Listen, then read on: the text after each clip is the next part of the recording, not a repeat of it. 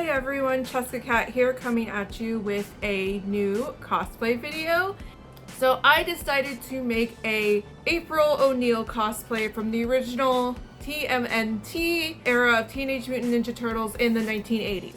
And the reason why I decided to make this cosplay is because I was just bored one night on YouTube trying to figure out what to do, and I saw that a channel was streaming the original 80s show. And then I went back and rewatched season 1. And a couple things I noticed upon watching it is, one, I kind of just generally like April's design with the classic yellow jumpsuit. It's, it might be a little trapped in the 70s and 80s era. However, I still feel like at the same time, it's very simple and timeless. The yellow jumpsuit, even though she's changed throughout the time, the color palette of yellow has always been associated with April. Another thing I noticed is that, of course I didn't notice this as a child, but April is her original design, at least in the 80s show, is she is very stacked. Never realized before how curvy April was before, and I was like, I feel like I could do that cosplay. I feel like I could pull it off. So that is why I decided to do April O'Neil. So let's get into the overall process of making this cosplay, what pattern I used, and what fabric I used.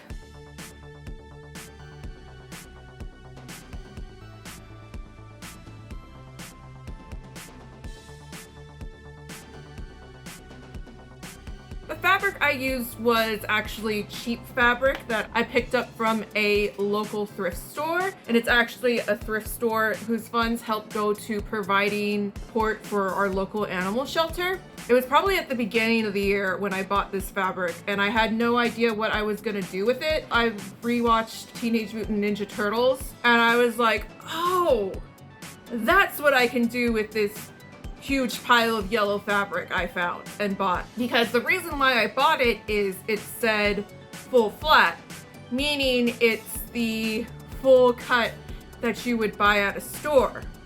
However, when I opened it and looked at it, it was actually a king size or possibly larger sheet, because fabric that you buy at a store doesn't have a finish end like this did.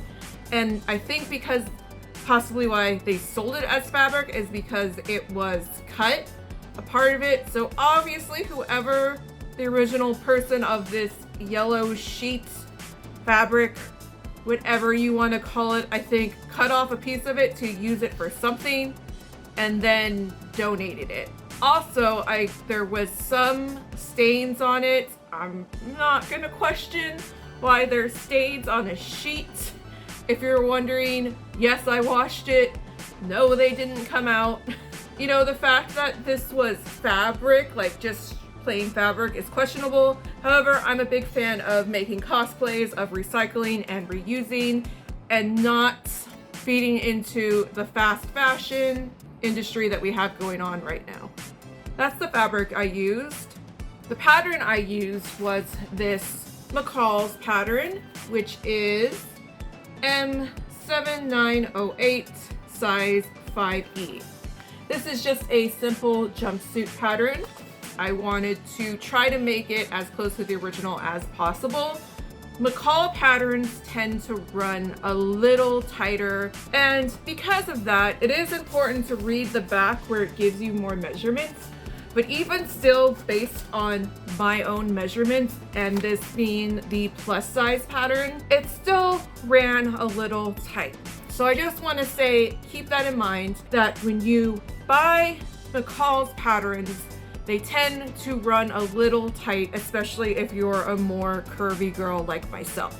I mean, it was easy to follow. Overall, on my rating system, I would probably give this pattern a B. So with that in mind, which jumpsuit I ended up doing was a combination of the collar and pockets from jumpsuit A, and then giving it the length of jumpsuit C and D. So that's a nice thing about sewing patterns, is they're made to do whichever version you want of the pattern that's provided. as well as combining the patterns. The modifications to this pattern to make April's jumpsuit wasn't too bad. With the front pockets, all I needed to do was follow the pattern to sew it on, but I also, of course, added a little flap on top of the pocket to match April's jumpsuit a little bit more. With these, I just simply cut out a rectangle, put in some interfacing, and then sewed it onto the jumpsuit front directly. Yeah, you can see a little bit of raw edge, but if it just stays flipped down, you won't see that raw edge. One thing about this is that it was creating a facing as opposed to just doing liner on the inside. The solution for doing a facing for this pattern so you don't see the raw edge of sewing the collar to the pattern and then doing a bias tape is slightly better. However, because this was a piece of fabric or sheet that I bought from a thrift store, I decided not to go out and try and find a piece of bias tape that matches the fabric, because one thing is that you can get away with having a bias tape that doesn't necessarily match the color of fabric when it's darker colors like black, because it blends in a little better. However, with lighter colors like yellow, it's a little bit more obvious when the bias tape doesn't match the fabric. So instead, what I decided to do was just make a bias tape from the fabric I already had. I just measured and cut out a piece of fabric. I measured along the collar would go, added a little cup of extra inches to make sure that I can do an inside fold so that there wasn't any raw edges showing. So the most difficult part for me was sewing the pants section of the jumpsuit. Making pants are hard. There's a certain process to it, which, let me just pull out the pattern. But to make these pants, you have to make sure to dart the pants, properly set the pocket seams, which I'm glad these pockets worked out to look a lot like April's pockets on her pants. And then this is where the difficult part comes in. You have to stitch the pants together from the front and the back, but you have to stitch the inner leg, which is the inside of the pants. And the picture they give you here for this example is of if you're making the jumpsuit with shorts and not with pants, which is fine because I understand why they went with that example, because that would make the picture smaller, so space to put different parts of the pattern on. However, it still made it somewhat difficult for me because I was making pants and not shorts, so in my dyslexic brain, I had to figure out what is the equivalent of a short compared to a long. Figured that out. After you sew those two pieces together, you lay them flat on each other, front to front and back to back, and then sew the inner crotch seam. I'm sorry, YouTube, that's the sewing term, right? Yeah, it literally says on here, that's a sewing term, crotch seam. I'm sorry, YouTube, that's what it's called. And then once you have your crotch seam sewn, making sure to leave room for the zipper, you sew these sides. So that's the issue of where McCall's tends to run tighter came in. So I did follow what it said on the back for my measurements, and the seam allowance I followed as well. However, it still ran tight, and what I mean by that is, as a more voluptuous girl with genetics that make me more voluptuous, it didn't fit my hips and gluteus maximus area. Once again, YouTube, you can't come for me, that's the medical term.